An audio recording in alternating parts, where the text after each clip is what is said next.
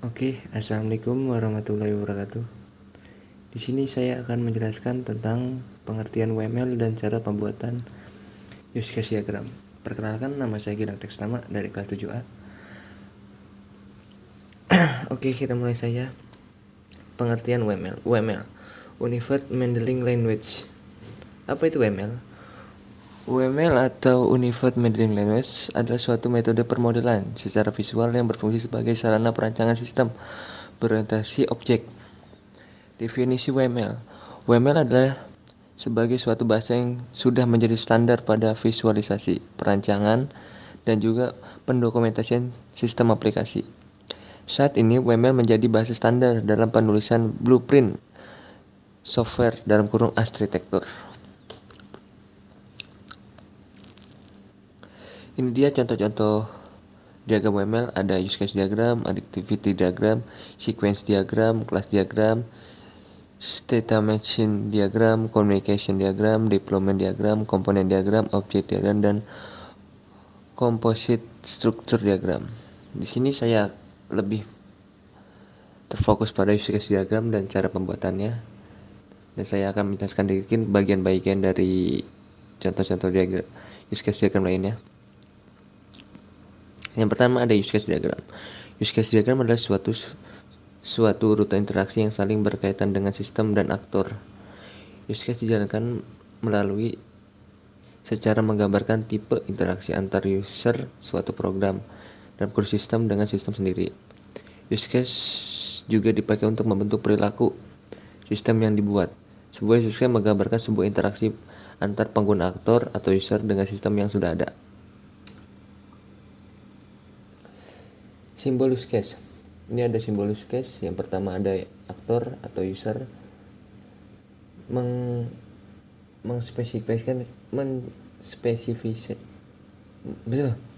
menspesifikasikan himpunan peran yang pengguna mainkan ketika berinteraksi.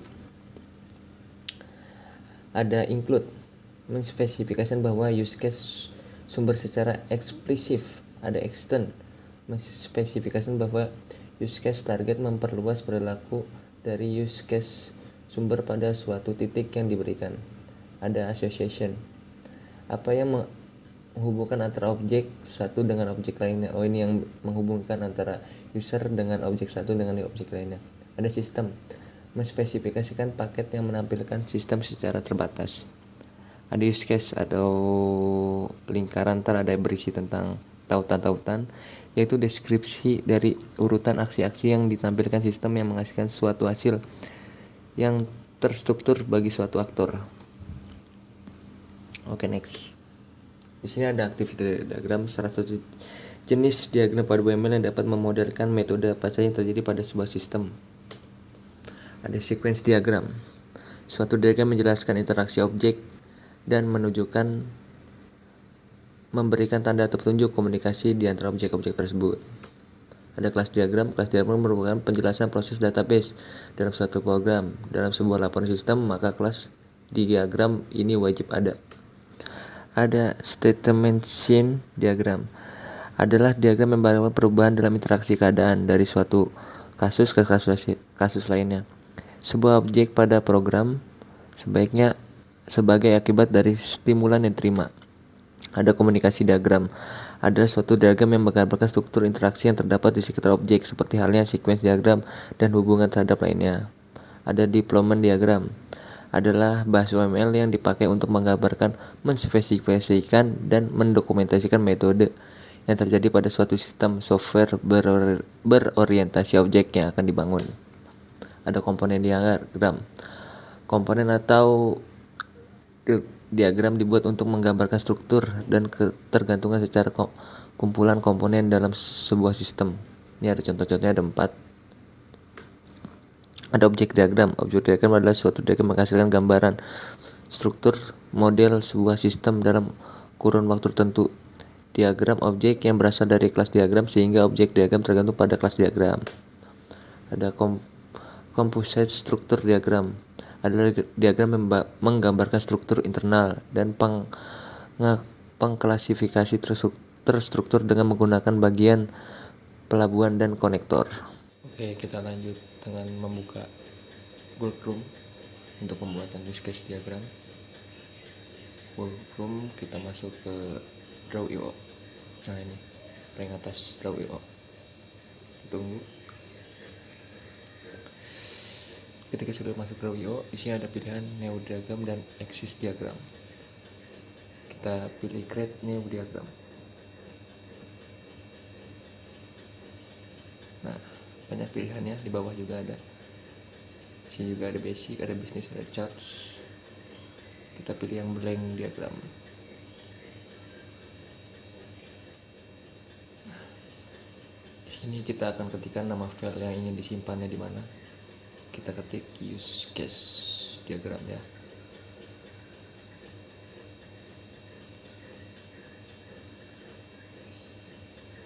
Case diagram. Ketika sudah, kita klik simpan. Nah, akan muncul tampilan seperti ini. Masih kosong. Pertama-tama kita masukkan aktor terlebih dahulu. Sini juga banyak pilihannya seperti tabel yang ini juga ada banyak pilihannya. Kita menggunakan yang basic saja ya, yang di general. Cuma kita masukkan aktornya terlebih dahulu atau user atau tinggal gambar orang seperti ini. Kita atur tata letaknya, kita atur sedemikian rupa. Oke, kita ganti nama aktor dengan penduduk. Oke, sudah penduduk. Kita atur lagi gimana enaknya. Nah, selanjutnya kita masukkan elips untuk mengisi poin-poin atau tujuannya untuk apa. Kita atur elips. Di sini juga bisa kita masukkan poin-poin kita. Pertama adalah login. Ya sudah. Jadi kita masukkan elips lagi. Kita atur. Kita ketikkan lagi user. Nah, itu sudah. Kita masukkan elips lagi. Kita atur. Nah, kita ketikkan lagi di sini adalah penduduk ya, penduduk.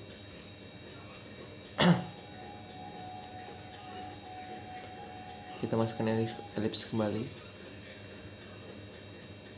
Di sini di bawahnya penduduk ya, sudah. Nah, kita tuliskan di sini laporan ya. Tujuannya untuk apa? Dan ada di sini.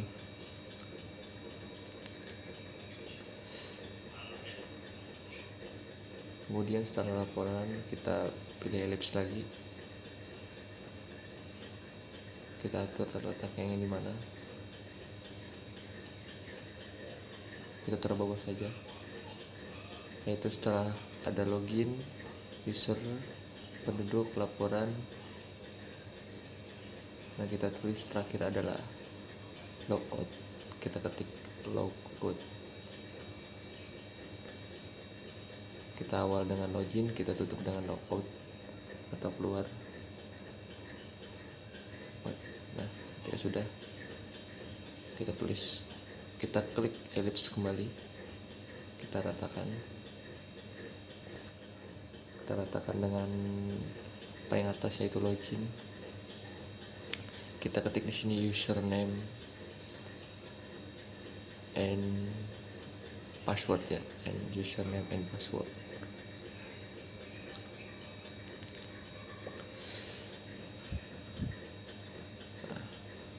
Ketika sudah semua, kita tunjukkan, kita beri tanda dengan line atau garis seperti ini. Kita tarik garisnya. Pertama itu ke penduduknya. Yang pertama penduduk bisa login. Kita tarik login. Kita ganti di sini namanya dengan pilih. Nah, seperti ini. Aktor atau penduduk bisa login. Kita tarik garis lagi ke penduduk. Habis penduduk login, dia masuk ke bagian user. Nah, seperti ini.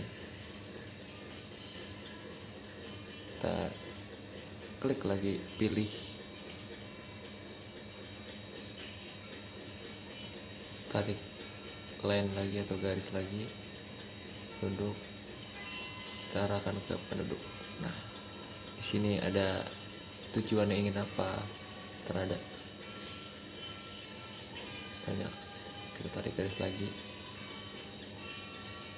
kita tujuan kita ke laporan. Nah, dia ingin apa, ingin membuat surat pengantar atau apa-apa, karena di sini laporannya. Di sini laporan akan di-ACC ke ketua RT atau kepala atau admin yang memegang use case ini. Kita arahkan, habis itu ke logout. Kita tulis pilih, kita ketik pilih lagi. Nah, sudah seperti ini. Login, ada user, penduduk, ada laporan.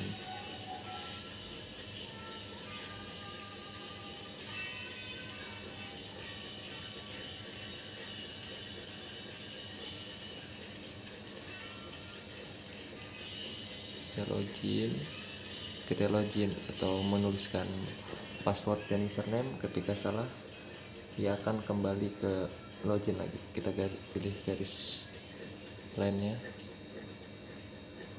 label, tarik sini ke sini ya.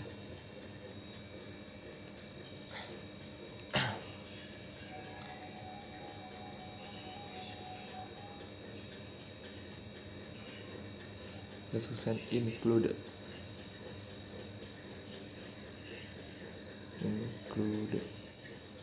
seperti ini. Tulisannya nggak ganti ya, nampaknya garisnya bukan yang ini, line-nya. Kita ganti, Ctrl Z saja, kita ganti, kita cari yang sesuai. Kita scroll ke bawah, kita cari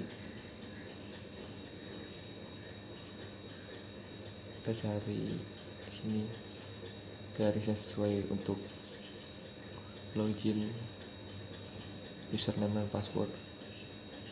Masuk ke voucher. Di sini banyak menu-menunya ya. Masuk ke UML, kita cari item yang sesuai. Headroom kembali. Nah, ini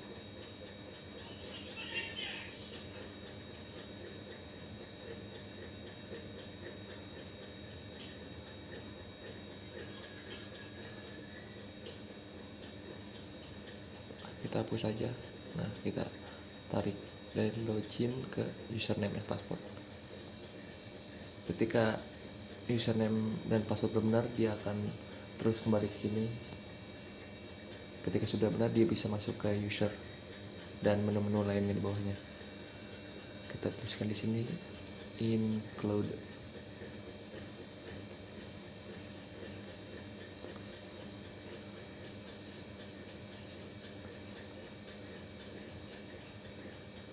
Oke, ketika sudah, tampilan seperti ini. Tampilan cukup sederhana ya, mudah dipahami.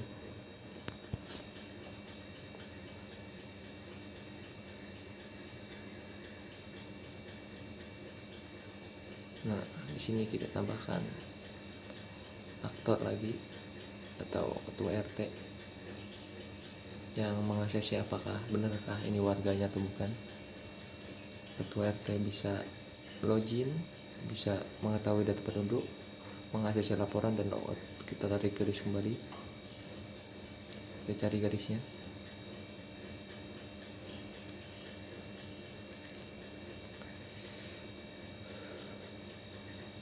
Tarik ke RT untuk login.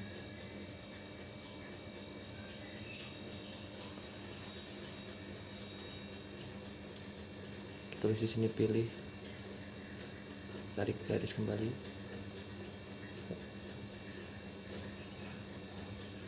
ini terus ke penduduk. Nah, RT bisa mengetahui data penduduknya ada di mana, siapa aja nama-namanya, apakah ini benar warganya atau bukan. RT bisa mengetahui. Kita tarik garis kembali itu ke aktor dan ke laporan. Ketika penduduk ingin membuat laporan, ketua RT akan meng-ACC.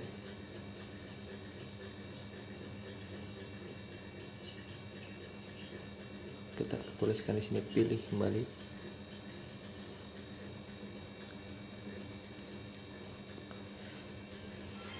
Ketika sudah semua, sini akan RT. Ketika sudah beres semua, di sini RT juga bisa logout ya, aktor kemudian bisa logout. Nah,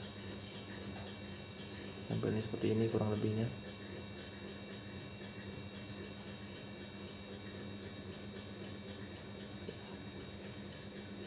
Nah, itu salah satu use case diagram pengolahan data penduduk ya. Di sini save, kita ingin menyimpan, semua akan disimpan di device atau di laptop kalian. Nah, itu saja, kurang lebihnya mohon maaf. Sekian dari saya, wabillahi taufiq wal hidayah. Wassalamualaikum warahmatullahi wabarakatuh. Oke, terima kasih.